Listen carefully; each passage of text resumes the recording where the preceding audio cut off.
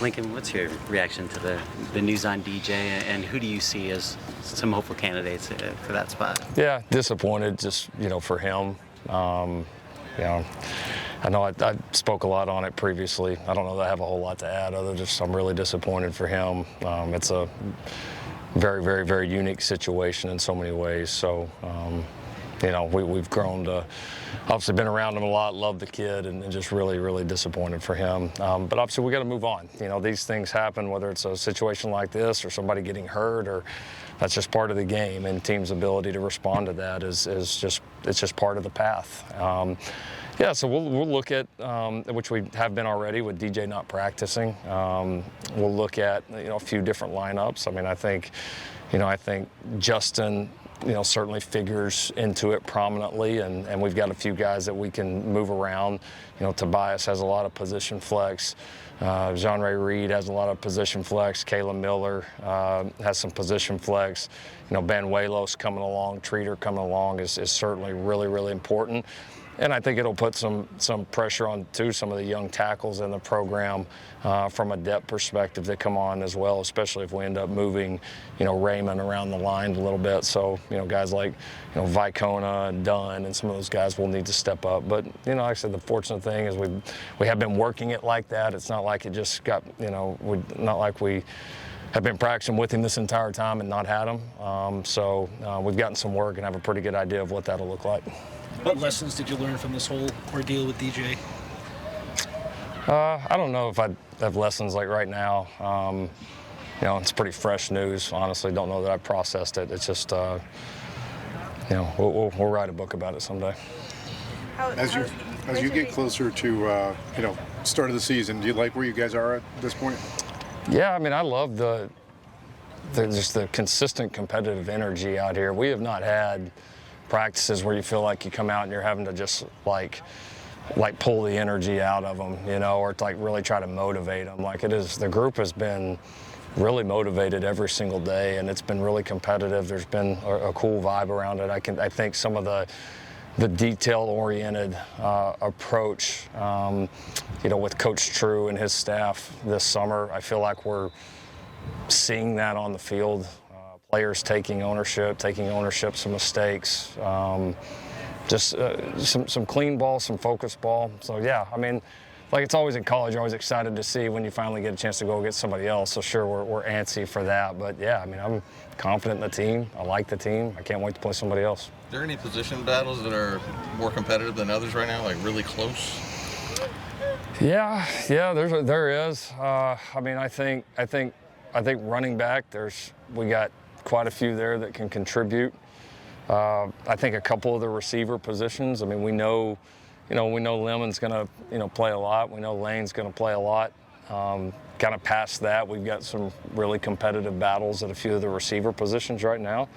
I know we've referenced D-line a lot. I think that's still across the board pretty competitive.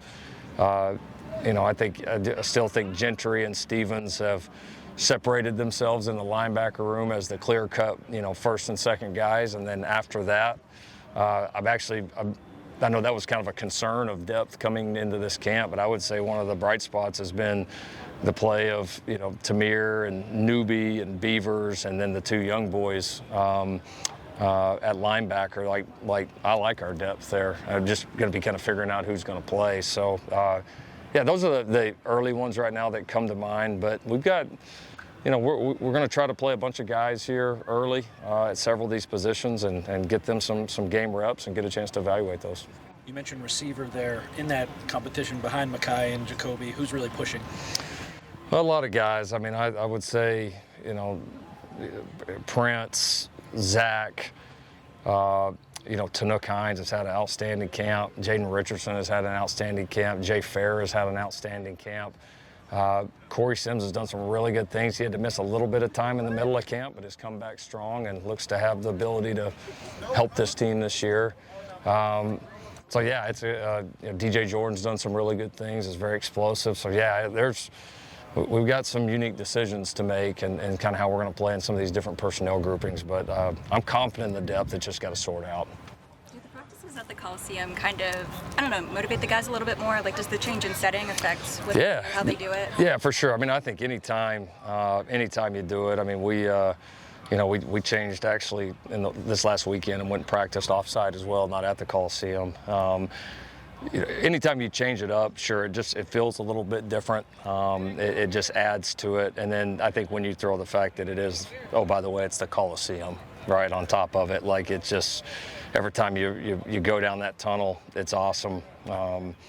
Whether there's it is jam-packed with fans or whether there's not a single person sitting in the stands and we're just in there scrimmaging, like it has that vibe. And this team's talked a lot about, protecting that, playing very well at home, having an appreciation for where we play and who we play for.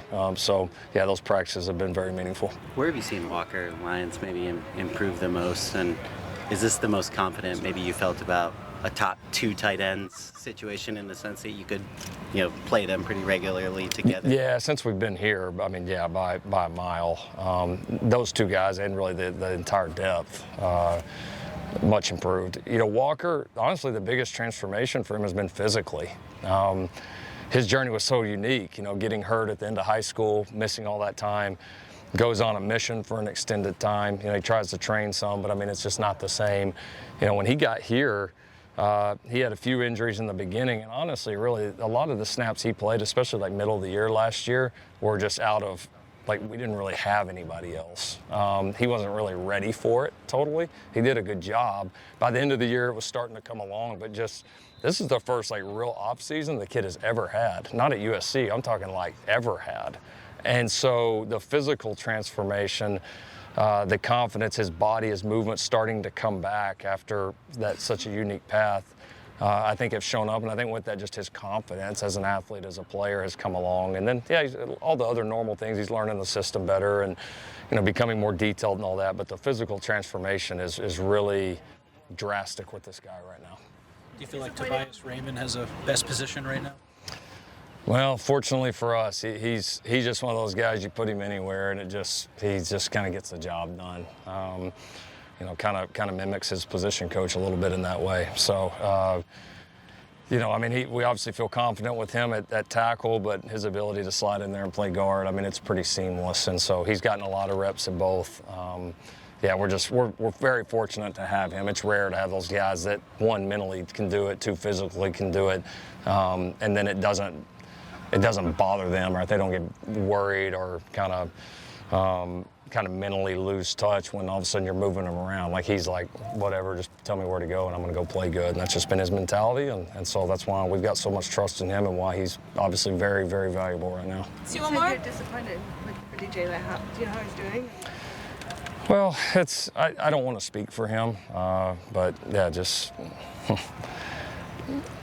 Yeah, I obviously got to wish there was more I could say and would love to dive into all of it, and there'll be an appropriate time and place for that. But it's, again, it's more than anything, I just hate it for the kid, and he's going to have a great future in front of him. We've loved the time with him, and just disappointed for him.